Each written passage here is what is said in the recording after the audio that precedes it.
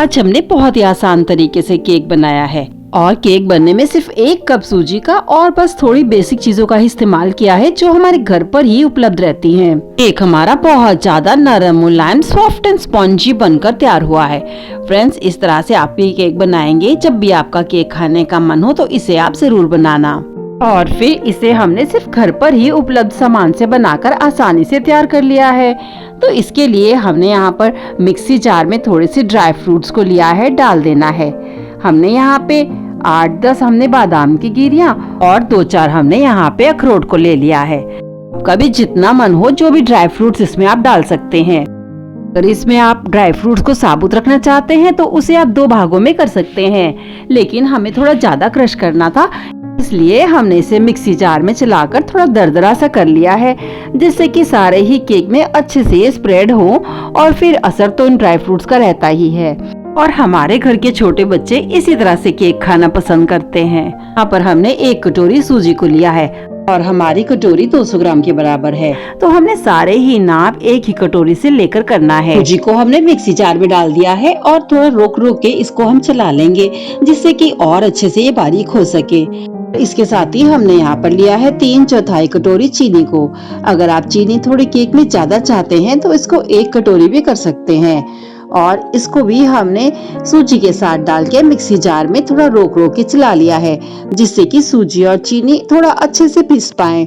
में हमने इसमें आधी कटोरी भर मैदे को भी ले लिया है। तीनों ही ड्राई इंग्रेडिएंट्स को हमने पीस लेना है। अब तीनों ही अच्छे से ये पीस के मिक्स हो चुके हैं और ये देखिए फ्रेंड्स, इस तरह से ये पीसकर तैयार हो चुके हैं।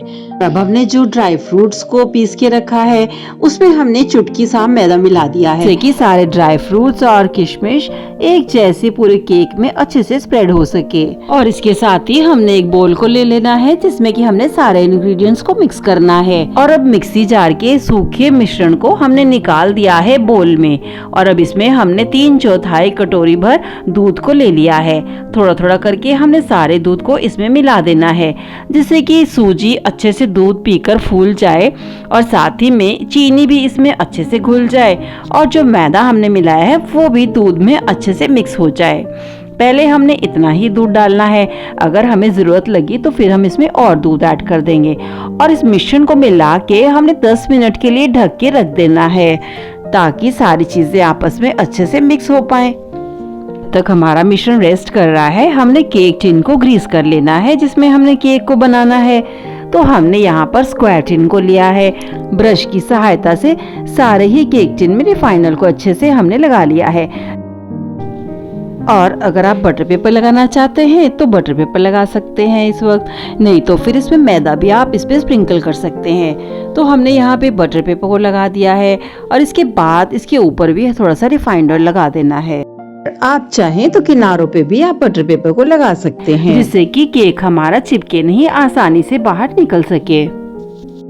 और मिश्रण को रखे भी 10 मिनट हो चुके हैं, तो हम इसे देख लेते हैं। और अब सूजी को जितना दूध पीना था ये पीकर फूल चुकी। तो थोड़ा सा मिश्रण गाढ़ा हो चुका है, इसलिए हमने इसमें 2 बड़े चम्मच भर दूध को डाला है। दूध हमें बहुत ज्यादा नहीं डालना है, क्योंकि हमारा मिश्रण ना तो बहुत ज्यादा पतला होना चाहिए ना ही बहुत गाढ़ा होना चाहिए। दूध डालने के बाद हमने इसमें डाला है 1/3 कटोरी रिफाइंड ऑयल, यानी कि जितनी बड़ी हमारी कटोरी है उसका 1/3 हिस्सा हमने इसमें रिफाइंड ऑयल डालना है।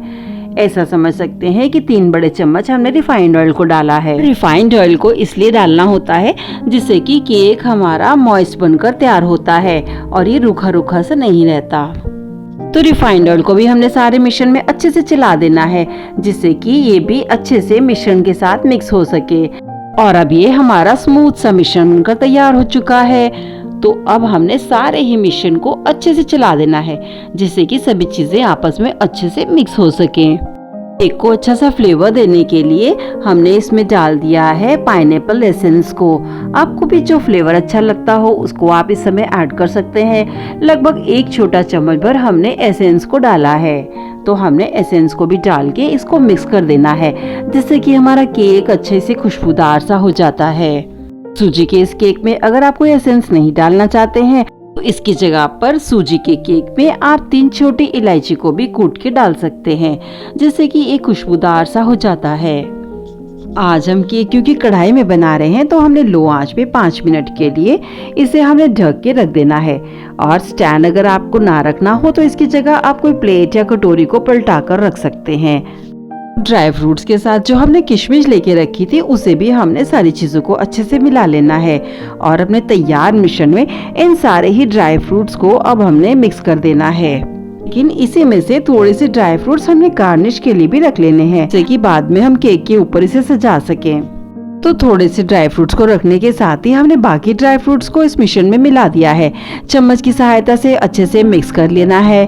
तो अब हमारा केक का मिश्रण बनकर बिल्कुल तैयार हो चुका है। तो सबसे हमने बाद में अब इसमें डालना है इनो। यहाँ पे हमने 1 सैशे इनो का लिया है। इसकी जगह आप 1 चम्मच भर बेकिंग पाउडर और आधी चम्मच भर बेकिंग सोडा को भी डाल सकते हैं। यहाँ पर हमने इनो को डालने के बाद इस पे हमने 1 चम्मच भर पानी डाल देना है, जिससे कि अच्छे से एक्टिवेट हो जाता है। और फिर हमने सारे ही मिश्रण में चम्मच की सहायता से इसे मिला दिया है। ध्यान रहे फ्रेंड्स कि इनो मिलाने के बाद हमें थोड़ा सा जल्दी से इसे मिलाना रहता है। इनो मिलाने के बाद हमने इसे जल्दी से केक टिन में डाल देना है। बहुत देर तक इसे हमने नहीं चलाते रहना है ताकि हमारा केक सॉफ्ट बनकर तैयार हो। और अब हमने इस मिश्रण को ट्रांसफर कर दिया है केक टिन में। फटाफट से डाल देना है और इसके साथ ही अपने मनपसंद के जो ड्राई फ्रूट्स हैं वो भी हमने इस पे डाल देने हैं, जिससे कि केक को अच्छे से सजा सकें। इन सभी ड्राई फ्रूट्स को डालने के साथ ही अब हमने इस केक टिन को सावधानी के साथ ढक्कन हटाते हुए कढ़ाई में रख देना है। ध्यान रहे फ्रेंड्स कि हमें इस समय केक को बिल्कुल सीधा रखना होगा। ये थोड़ा सा भी तिरछा या टेढ़ा नहीं होना चाहिए, नहीं तो फिर हमारा केक उसी आकार में बनकर तैयार होगा। अब इस केक टिन को रखने के साथ ही हमने इसे ढक के सभी तरफ से अच्छे से रख देना है, जिससे कि इससे भाप बिल्कुल भी ना निकले। और अब इस केक को 35 से 40 मिनट के लिए हमने ढक के रख देना है, वो भी लो आंच पे। और हमें इसे बार बार खोल के नहीं देखना होगा।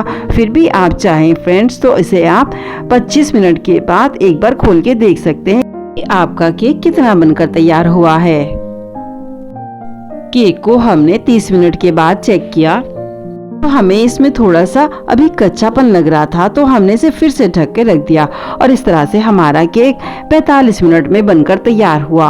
और अब आप देख सकते हैं फ्रेंड्स कितने अच्छे से सुनहरा सा दिख रहा है। इसके किनारे भी अच्छे से पक चुके हैं। और अब हमने इसे चाकू की सहायता से भी चेक करके देख लिया है। इसमें मिश्रण बिल्कुल भी नहीं लगा, ये बिल्कुल साफ निकला है। इसका मतलब हमारा केक बिल्कुल अच्छे से बनकर तैयार हो चुका है।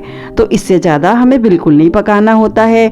सावधानी के साथ इस केक टिन को हमने बाहर निकाल लेना है और ठंडा करने के लिए जाली से ढककर रख देना है। को रखे लगभग 1 घंटा हो चुका है, ये अच्छे से ठंडा हो चुका है। टिन को थोड़ा सा थपथपाने के बाद हमने इस केक को बाहर निकाल लिया है। बटर पेपर निकालने के बाद हमने इसे प्लेट में रख के सीधा कर लिया है। इसके पीसेस को कट कर लेते हैं और जितने बड़े या छोटे पीसेस को आप करना चाहते हैं इस समय कर सकते हैं। और ये देखिए फ्रेंड्स कितने ज्यादा बढ़िया इसके पीसेस बनकर तैयार हुए हैं। बहुत ही ज्यादा सॉफ्ट नरम मुलायम बनकर ये तैयार हुआ है। बहुत ही ज्यादा खुशबूदार सा बना है। बहुत ही ज्यादा सॉफ्ट नरम मुलायम स्पॉन्जी सा बनकर तैयार हुआ है। देखने से भी आप समझ पा रहे होंगे फ्रेंड्स कितना ज्यादा नरम मुलायम बनकर तैयार हुआ। तो देखा फ्रेंड्स आपने कितना ज्यादा नरम मुलायम सिर्फ 1 कप सूजी से बनकर तैयार हुआ हमारा केक। इस तरह से आप भी मजेदार सा केक घर पे बनाना खाना। हमें सब्सक्राइब, लाइक और सपोर्ट करना बिल्कुल ना भूलें।